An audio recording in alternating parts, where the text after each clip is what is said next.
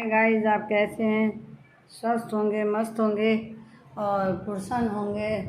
तो दोस्तों, अभी अभी मैं थोड़ी देर पहले मैं जल्दी गई थी और नहा ली थी, पूजा कर ली थी मैंने। और पूजा करके अब मैं ब्रेकफास्ट कर रही हूँ। सुबह के बज रहे हैं 10 और 10 बजे करीब मैं अब नाश्ता करूँगी। और मैंने घर की सफाई करी है।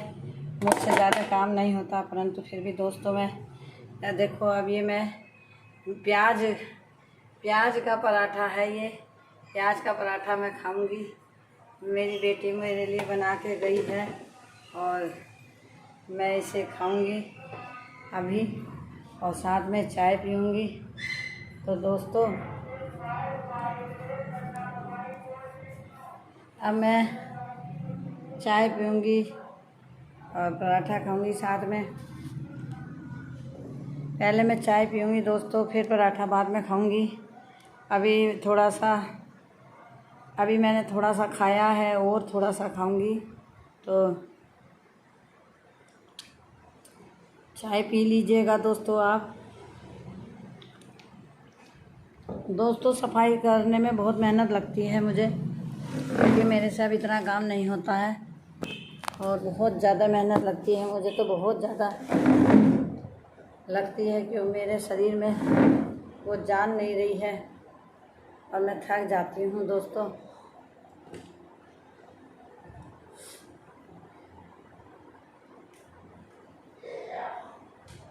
मुझे आदत है कि मैं चुन्नी ज़रूर ओढ़ती हूँ। बचपन से चुन्नी की इतनी आदत है कि मैं बुढ़ापे में भी चुन्नी नहीं छोड़ती। और चाय पी लीजिएगा दोस्तों। और अभी मेरा दिमाग थोड़ा सा परेशान है दोस्तों। वो जो मेरे पास में एक लड़की रहती है, वो बेचारी बहुत गरीब है, बहुत परेशान है। अभी वो मुझे बता रही थी कि मेरा एक पड़ोसी है, तो वो उससे ये पूछ रहा था कि तेरे पति से तेरा झगड़ा क्यों हुआ, तूने उसे क्यों निकाल दिया घर से बाहर है। दोनों वो मेरे से कहती, आंटी जी मुझसे ये पूछ रहा था कि उससे घर से, कि मुझे घर से बाहर क्यों निकाल दिया। मुझे बहुत गुस्सा आया सुन के। जिनके घर में खुद लड़की हैं, जो खुद भुक्तभोगी हैं, वो दूसरों से बातें पूछते हैं। उनके घर में भी इतनी लड़ाई रहती हैं, बहुओं की उनके यहाँ लड़ाई रहती है। लड़की का पूरा जीवन बीत गया। दामाद इतना वैसा था कि मैं कहना नहीं चाहती।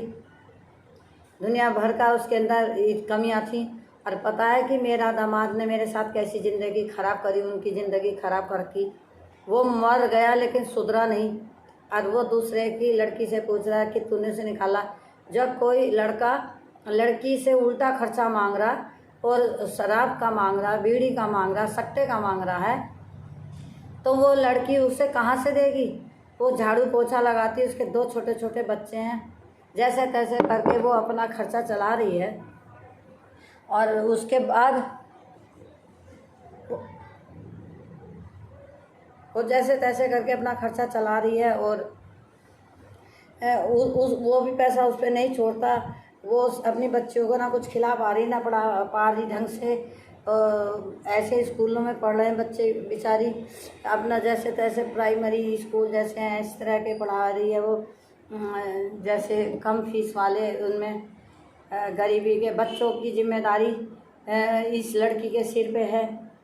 तो बच्चा पैदा करना तो आदमी का काम है, मज़े लेना आदमी का काम है, दुनिया में गू खाने का आदमी का काम है।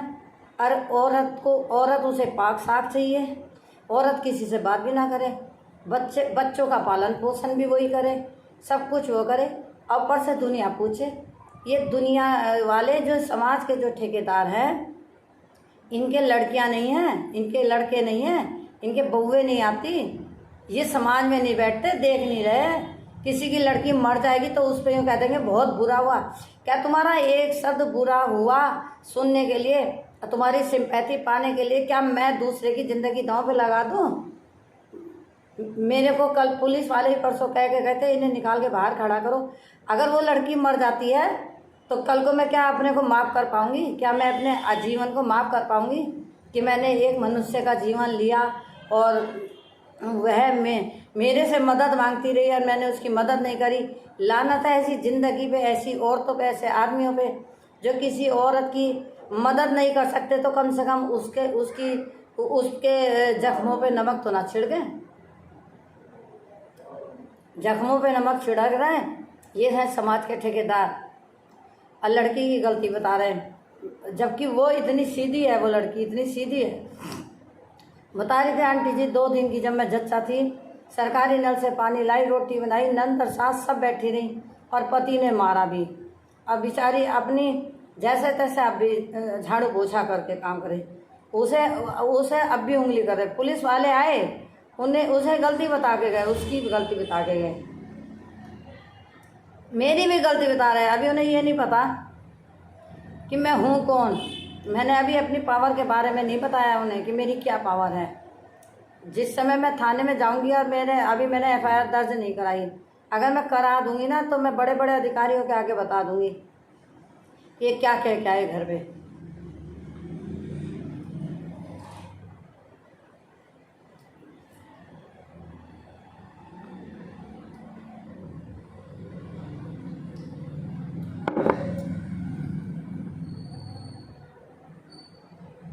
तो दोस्तों, ज़माना इतना ख़राब है, ये ज़माना औरत का ही दुश्मन है, और औरत से इनका काम नहीं चलता।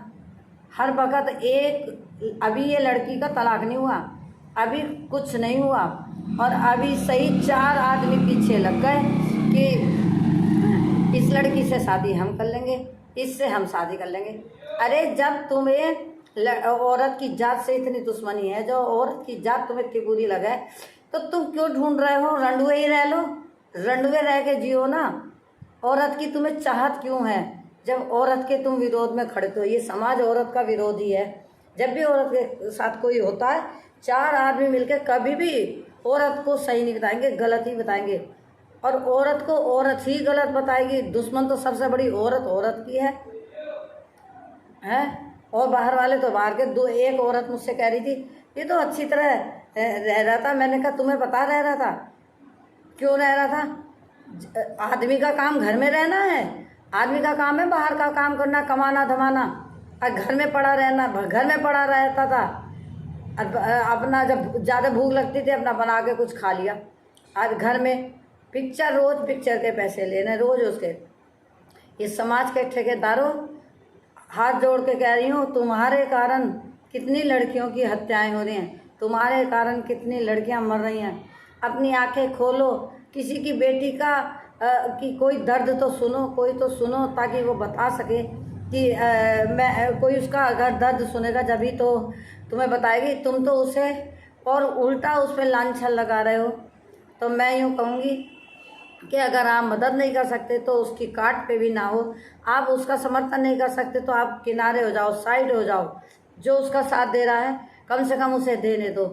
तो दोस्तों, आज वो लड़की ने मुझे बताया कि मेरा पड़ोसी ने उससे पूछा कि तुमने क्यों भगाया। मैंने कहा तू चिंता ना कर, उसका जवाब मैं दूंगी। उसकी लड़की पूरी ज़िंदगी दुखी रही, पूरी ज़िंदगी मरने मर गई। उसका दिमाग ड्रिंक करता था, और तब वो इतना मुंह लेके पूछा। मैंने कहा तू चुप रहे, मैं दूंगी उसका जवाब, और मैं दूंगी क्योंकि वो मैं उसे अच्छी तरह जानती हूँ। उसका तो मैंने भी कई बार साथ दिया। घर में उसके दामाद को मैंने कई बार जाके डांटा भी, और आज हमें बात बना रहा है वो। तो दोस्तों प्लीज़, अगर कोई बेटी दुखी है तो आप उसका साथ जितना दे सकते हैं तो प्लीज़ दे सकते हैं तो दे। अगर गवाही भी कहीं देनी पड़ जाए तो आप पीछे ना हटे, कोई नहीं मार देगा तुम्हें। किसी की लड़की की अगर जान बचती है, उसका घर बचता है, तो उसमें कोई दिक्कत नहीं। अगर किसी का घर बचता है, घर बचता है, यदि या उसकी जीवन संकट में है, तुम्हारे कारण उसका जीवन बचता है, तो आपको उसका साथ देना चाहिए। प्लीज़ आप लोग ऐसा ना करें, उल्टी सीधी बातें ना करें। किसी के अगर दुख दर्द है तो उसकी उंगली ना डालें अगर साथ नहीं दे सकते। तो क्या आप रोटी नहीं खाते? आपके बुद्धि नहीं है, या इतनी बुद्धि है कि दूसरे को गलत बताना? आपकी एक बात से दूसरे के जीवन में कितना बड़ा प्रभाव पड़ता है। मान लो को वो लड़की डिप्रेशन में है, और आपने जरा सी फुलझड़ी छोड़ दी और उन्होंने घर में जाके अगर आत्महत्या कर ली, उसका जिम्मेदार कौन होगा?